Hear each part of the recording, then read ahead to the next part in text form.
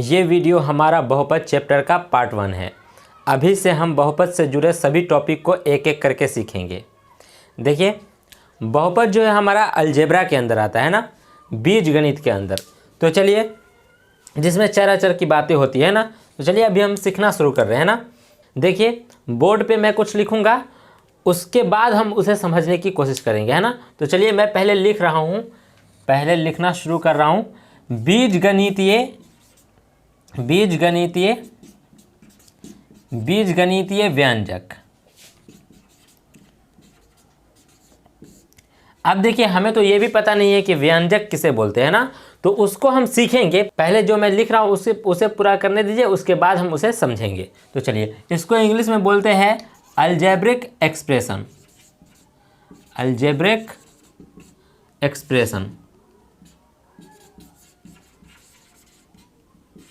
Expression. चलिए देखिए, विभिन्न बीजगणितीय पदों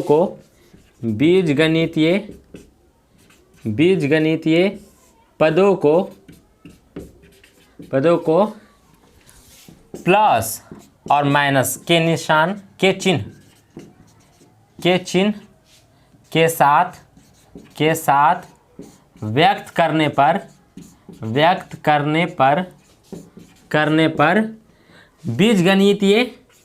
बीजगणितीय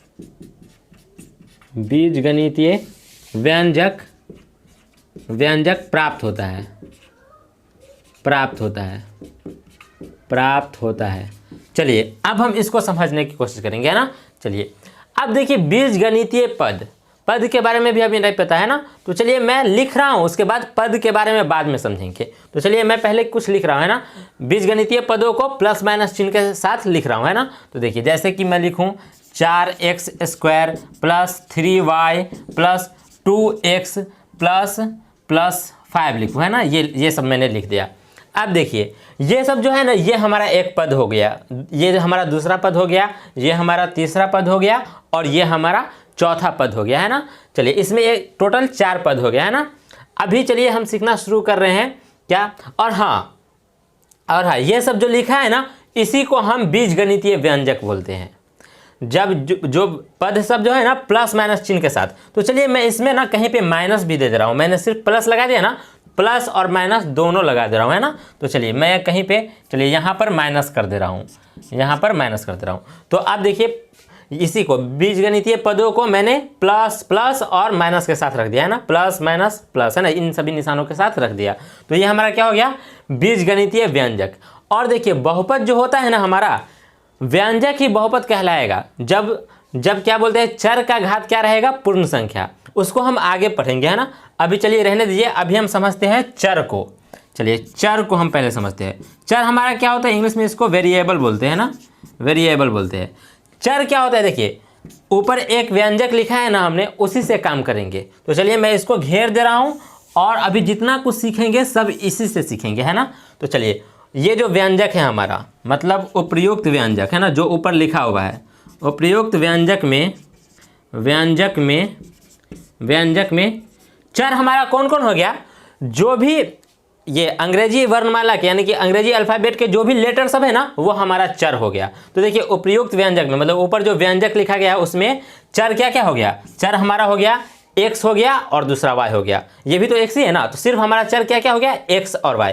मतलब ABCD का कोई भी लेटर हो सकता है जो हमारा क्या रहेगा, चर रहेगा। इसमें मैं अगर ABCD भी अगर लिख दूं तो वो भी हमारा क्या रहेगा, चर रहेगा, है ना। तो चर क्या होता है, उपयुक्त व्यंजक में जो भी है, उपयुक्त व्यंजक में हमारा क्या क्या चर मिल गया, x और y। उपयुक्त व्यंजक में x y क्या है, चर है। अब हम सीखते हैं अचर। अचर हमारा क्या होता है, देखिए अचर को इंग्लिश में कांस्टेंट बोलते हैं, कांस्टेंट। तो इसको देखिए उपयुक्त व्यंजक में ही देख ले रहे हैं ना, जो ऊपर दिया गया है। उपयुक्त व्यंजक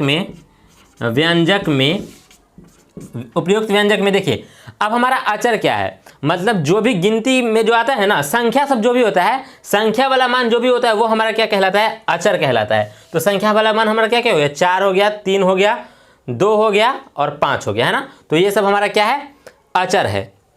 तो मैं यहाँ पे लिख दे रहा हूँ 4 3 2 और 5 क्या है, अचर है, अचर है। ये सब हमारा अचर हो गया। अब हम गुणांक को सीखते हैं। तो चलिए इसको मिटा दे रहा हूँ और इसी में देखूंगा कि गुणांक क्या क्या है ना। तो चलिए पहले इसको मिटा दे रहा हूँ। चलिए अब हम गुणांक को सीखते हैं। तो चलिए मैं इसे ठीक कर ले रहा हूँ पहले। ये टेढ़ा है हमारा, चलिए ये हो गया ना। अब देखिए गुणांक, गुणांक इसको इंग्लिश में कोएफिशिएंट बोलेंगे, है ना, कोएफिशिएंट। चलिए तो उपर्युक्त व्यंजक में ही हमें देखना है ना। उपर्युक्त व्यंजक में, उपर्युक्त व्यंजक में, व्यंजक में देखिए अब हम गुणांक डायरेक्ट नहीं बोल सकते किसी को, है ना। मतलब जैसे चर हमारा ये हो जाता था, अचर ये सब हो जाता था ना, जो गिनती में आता है वो सब, उस तरह से ही नहीं बोलेंगे। अब पद के हिसाब से बोलेंगे। देखिए ये हमारा पहला पद है, ये हमारा दूसरा पद है, ये हमारा तीसरा पद है, ये हमारा चौथा पद है ना। तो पद के हिसाब से अगर पहला पद में पूछे, पहला पद में एक्स स्क्वायर का गुणांक, एक्स स्क्वायर का गुणांक, एक्स स्क्वायर का गुणांक क्या हो जाएगा, 4 हो जाएगा, है ना, 4 हो गया। अगर पहला पद में अगर एक्स का गुणांक पूछे, तब गुणांक एक्स का गुणांक क्या हो जाएगा। देखिए 4x स्क्वायर जो है, 4x स्क्वायर मतलब क्या है, 4 गुना हुआ है x से गुना x से, मतलब x और x गुना होकर के ना x स्क्वायर बना है। तो अगर x का सिर्फ गुणांक पूछा जाए तो क्या हो जाएगा, 4x। x का स्क्वायर x का गुणांक पूछा जाए तो 4x हो जाएगा, है ना। तो x स्क्वायर का गुणांक पूछा तो 4, x स्क्वायर का गुणांक सिर्फ क्या है, 4, और x का ही सिर्फ गुणांक पूछा जाए तो 4x हो जाएगा, है ना। तो ये हमारा 4x हो जाएगा, है ना। अगर 4x का गुणांक पूछे पहला पद में 4x का गुणांक, 4x का गुणांक 4x का गुणांक क्या हो जाएगा। देखिए या इधर देखिए 4x गुना x है ना, तो 4x का गुणांक क्या हो जाएगा। देखिए तो ये मैं मिटा दे रहा हूँ, ये देखिए 4x का गुणांक क्या बचा है, x बचा है ना, तो x है गुणांक, 4x का गुणांक क्या हो जाएगा, x हो जाएगा। इसी तरह से आगे अगर दूसरा पद में y का गुणांक, दूसरा पद में y का गुणांक क्या हो जाएगा, गुणांक क्या चीज से गुना हुआ है, y 3 से गुना हुआ है ना, तो y का गुणांक क्या हो गया, 3, है ना। अगर 3 का गुणांक पूछे तो y, है ना। चलिए अब हम देख लेते हैं तीसरा पद में, है ना, तो मैं इसे मिटा दे रहा हूं। चलिए अब हम तीसरा पद में देख लेते हैं गुणांक क्या क्या है ना। तो तीसरा पद में किसका गुणांक देखो, x का गुणांक पहले देखते हैं, x का गुणांक। तो तीसरा पद में x का गुणांक क्या हो जाएगा, -2 आप लिखेंगे, है ना। और तीसरा पद में अगर 2 का गुणांक बोले, 2 का गुणांक बोले तो -x, और तीसरा पद में क्या बोलते हैं, -2 का गुणांक पूछे, -2 का अगर गुणांक पूछे तो क्या हो जाएगा, प्लस में x लिख देंगे आप, है ना, यही हो गया। अगर आप पांचवा पद में देख लीजिए, पांचवा पद में किसका, पांचवा पद में x का गुणांक अगर पूछे, पांचवा पद नहीं है वो, 1 2 3 4, चौथा पद में, है ना, चौथा पद में क्या बोलते हैं, 5 का गुणांक क्या होगा, तो आप x का पावर 0 लिख सकते हैं, क्योंकि किसी भी चीज का पावर 0 1 के बराबर होता है। और यहाँ पर 5 को 1 से गुना कर भी देंगे तो क्या बिगड़ेगा, कुछ नहीं ना। तो पांचवा, आपको ऐसा प्रश्न आएगा भी, इसलिए मैंने बता दिया यहीं पर कि ये चौथा पद में, यानी कि जब अचर ही खाली रहे, है ना, जिसमें चर आपको दिख नहीं रहा हो, तो आप चर का पावर क्या कर सकते हैं, 0 कर सकते हैं ना, क्योंकि किसी भी चीज का पावर 0 किसके बराबर होता है, 1 के बराबर होता है। तो चौथा पद में 5 का गुणांक क्या हो जाएगा, x का पावर 0, है ना। चलिए x का पावर 0 हो गया हमारा। अब हम देखते हैं अपना अगला टॉपिक, है ना। चलिए गुणांक हमारा हो गया, अब अपना अगला टॉपिक देखते हैं। चलिए अब हम सीख लेते हैं क्या, हम अपना सीख लेते हैं पद के बारे में, है ना। तो पद, है ना, ये हमारा हो गया, इसको इंग्लिश में बोलते हैं टर्म। तो चलिए देखिए उपर्युक्त व्यंजक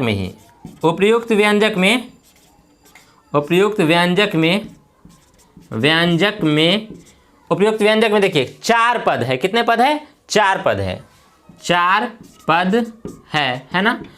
और पहला पद क्या है, पहला पद है हमारा 4x² है ना। दूसरा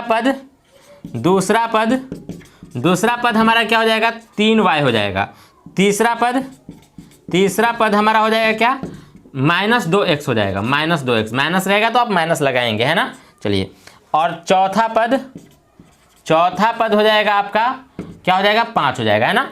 तो हमने चारों पद के बारे में लिख दिया है ना। चलिए अब हम अपना अगला टॉपिक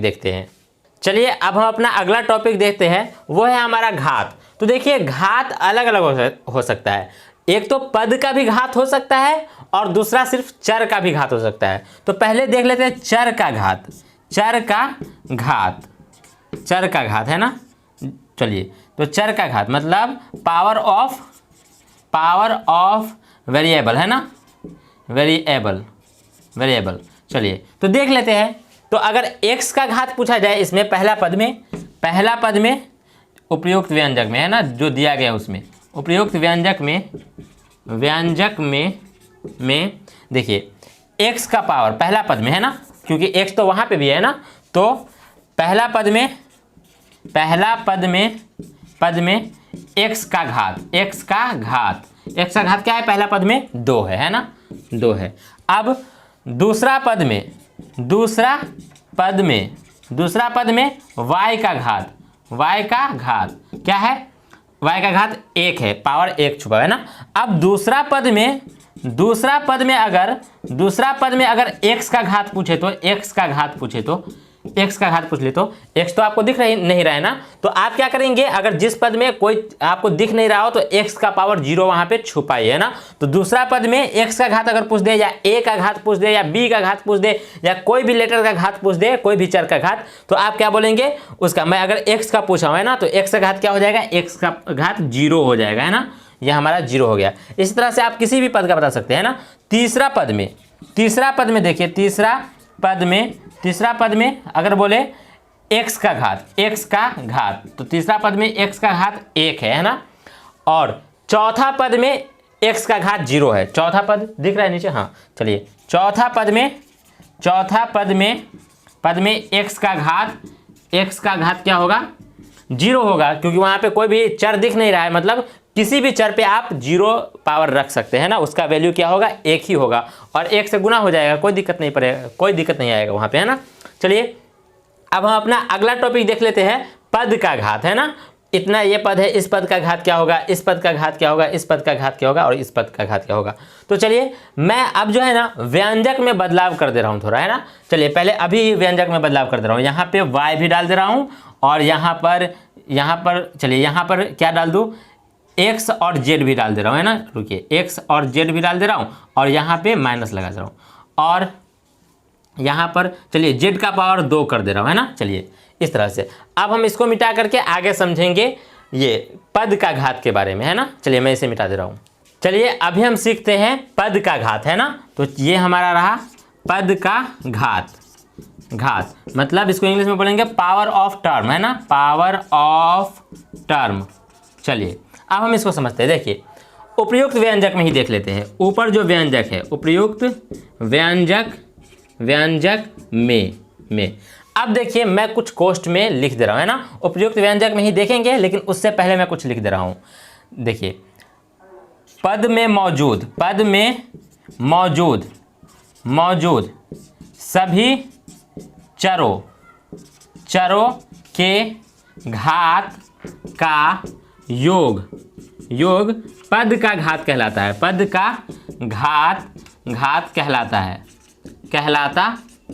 है। अब इसको कोष्ठ में बंद कर दे रहा हूं। देखिए अब पद में मौजूद जिस भी पद का आपको घात पता करना हो, तो उस पद में सभी चर मतलब जितने भी चर रहे उस सभी चर का घात का योग, जो भी जितना चरों के घात का योग पद का घात कहलाएगा।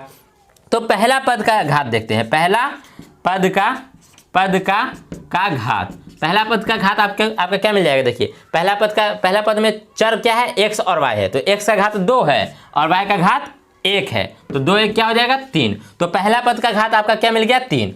दूसरा पद का घात घात, दूसरा पद का घात क्या हो जाएगा, देखिए y का घात, चर सबका ही, सिर्फ चर का घात देखेंगे आप, अचर का घात आपको नहीं देखना है, अचर का घात बिल्कुल नहीं देखेंगे आप, सिर्फ चर के घात से आपको मतलब है ना। तो देखिए यहाँ पे y का घात क्या है 1 और x का घात क्या है 1 और z का घात क्या है 2, ये जुड़ करके कितना हो जाएगा 2 1 3 1 4 हो जाएगा, है ना। सभी के घात को जोड़ा हूँ, 2 1 3 1 4 हो जाएगा। चलिए तीसरा पद का घात, तीसरा पद का घात क्या हो जाएगा, ये सिर्फ एक ही है घात ना, तो 1 हो जाएगा, है ना। चलिए अब हम देख लेते हैं चौथा पद का घात, चौथा पद का घात, चौथा पद का घात। तो आप देखिए अचर का घात नहीं देखेंगे कि 1 है ना, यहाँ पे चर जो होगा ना, चर का घात सिर्फ देखा जाता है ना, चर का घात ही हम देखते हैं। तो चर का घात क्या है, यहाँ पे x का पावर 0 आप लगा सकते हैं, या सॉरी जो भी चर लेना हो आप a b c d कुछ भी ले सकते हैं, तो उसका घात आप क्या लगा सकते हैं 0, है ना। तो वहाँ यहाँ पे 0 लिख देता हूँ, है ना। किसी भी चर का घात आप 0 कर सकते हैं, अचर का घात आपको देखना ही नहीं है, पद का घात बताना हो तो, है ना। चलिए ये हमारा हो गया, है ना। अब देखिए बहुपद का घात क्या होता है। अब ये अगर हम इसको बहुपद मान ले, अभी हम बहुपद पढ़ेंगे, अगर हमारा ये एक बहुपद है, वैसे है ये बहुपद, अगर ये हमारा एक बहुपद है तो बहुपद का घात हमारा क्या होता है, बहुपद का घात दिख रहा है क्या, बहुपद का घात। चलिए मैं इसको मिटा करके लिख दे रहा हूँ, वो आप नोट कर लेंगे, है ना। इसको मिटा करके लिख दे रहा हूँ। चलिए अभी हम देखते हैं बहुपद का घात, है ना। तो बहुपद का घात, चलिए इसको इंग्लिश में बोलेंगे पावर ऑफ पॉलिनोमियल्स, है ना, सॉरी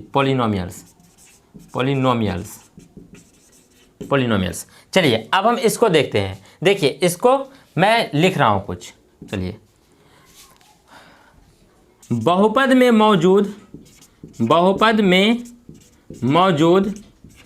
मौजूद अधिकतम घात वाला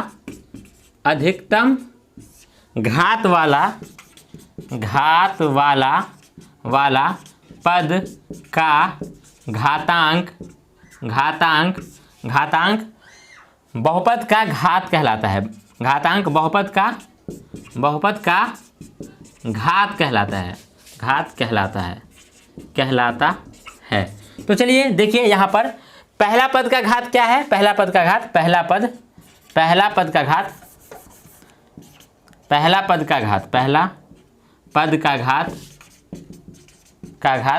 का घात क्या है, ये 2 1 3 है ना। चलिए दूसरा पद का घात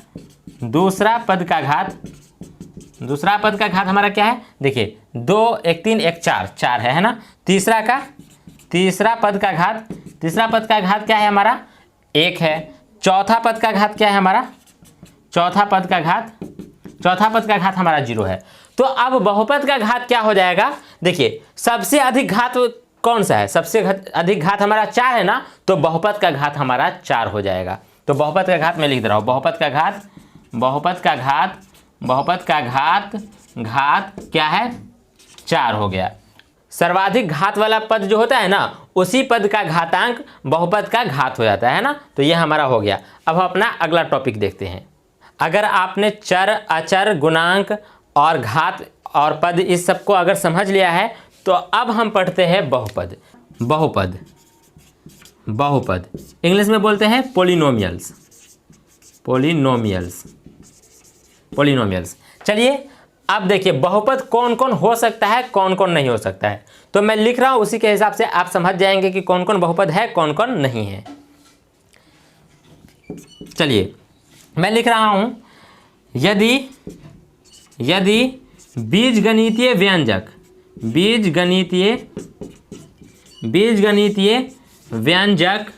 व्यंजक में चर का घात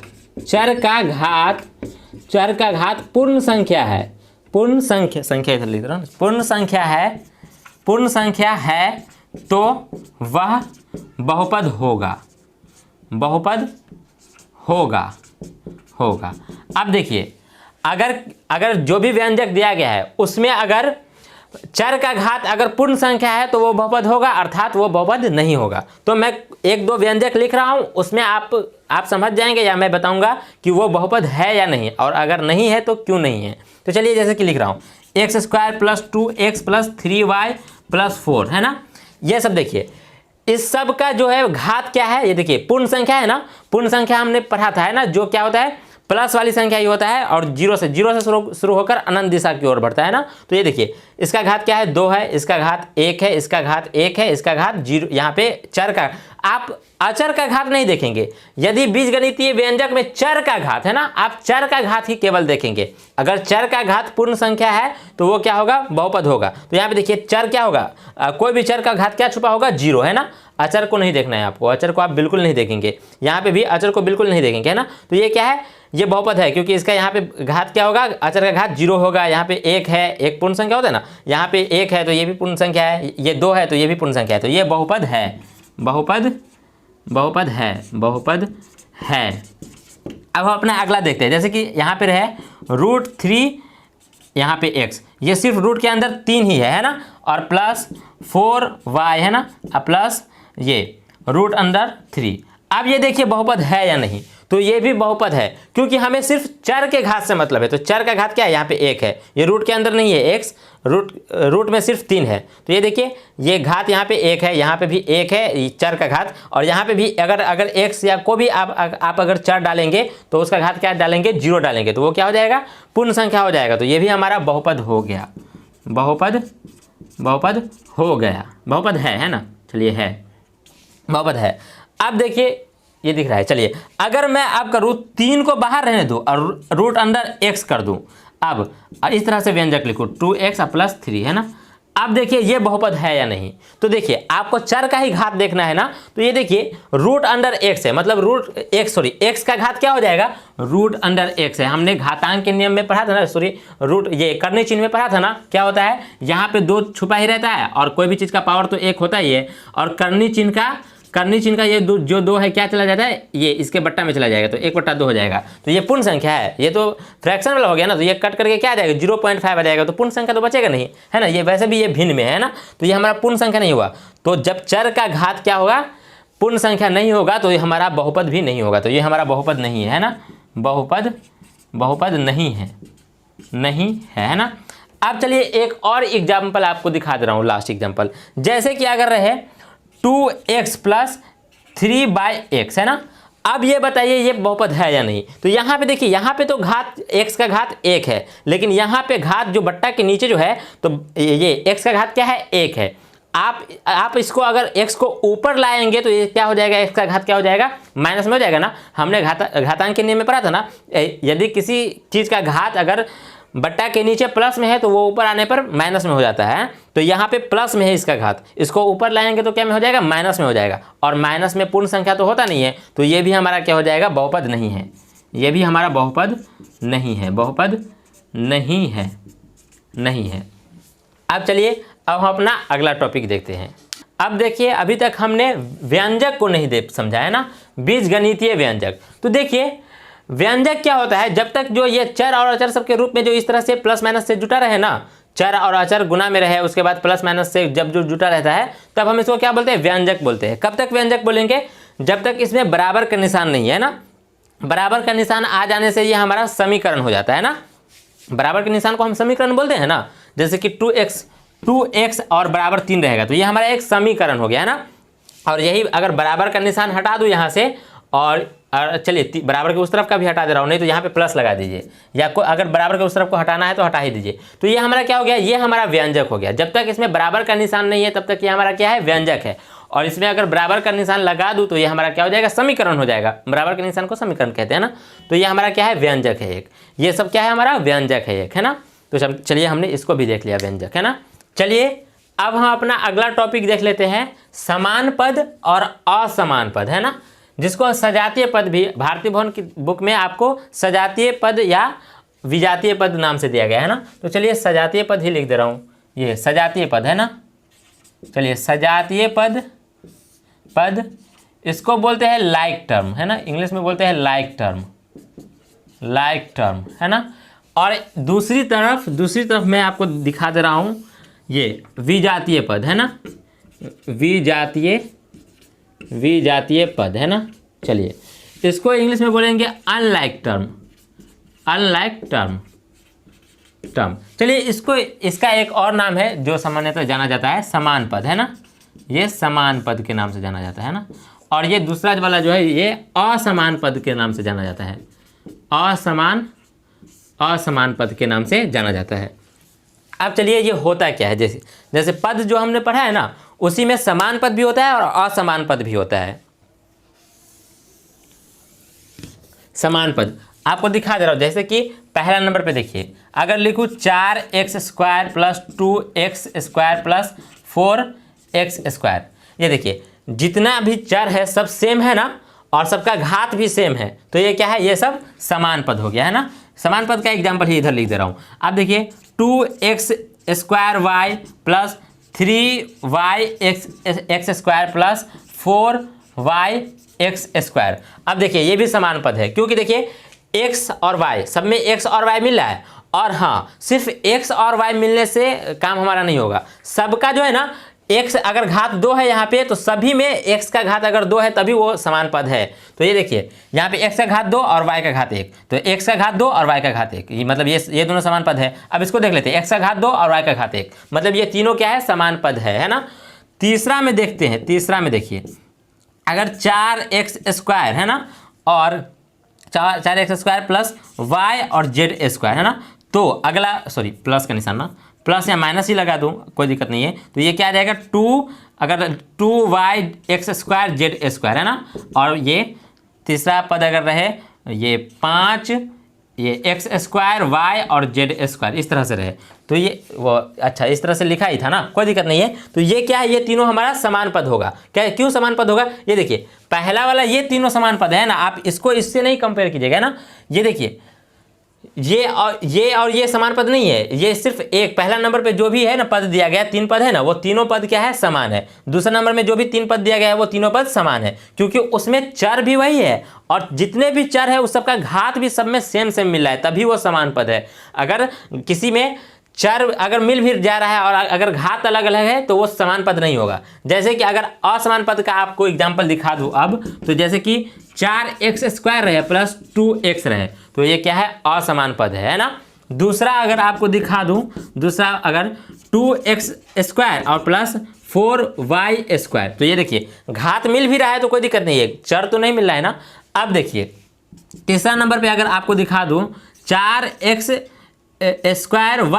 और प्लस 2xy², ये क्या है, ये भी असमान पद है ना, विजातीय पद है।